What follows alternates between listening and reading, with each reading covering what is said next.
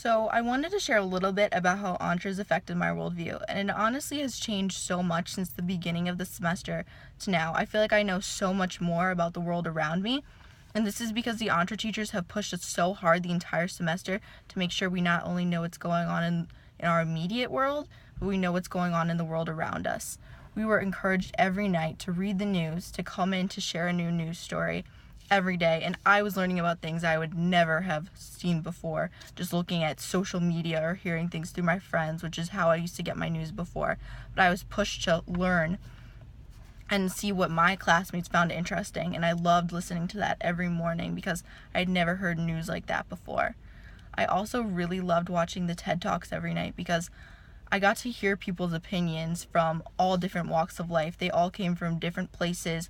They were, some were really successful business people, and some were people who were incarcerated, but it was so important to be able to hear all of their opinions and where they were coming from and learn people's life stories and how they've got to where they're at. And I appreciate that that was part of our homework every night, is to watch those. Also, through the projects, we worked with Pearl Interactive, which was a company that hired military spouses, people who lived in geographically challenged areas, as well as disabled people and veterans.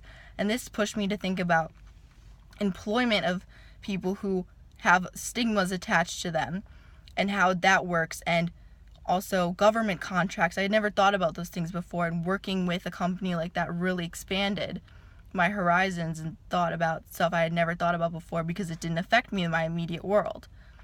I also want to share about Cleveland.com.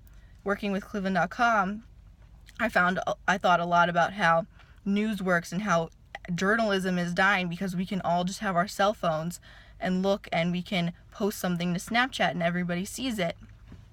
But you don't get to actually have that experience of, seeing a journalist or getting that full on report where, we can't get that. So I think that was really interesting to think about and help me think into the future and how our world is moving and progressing.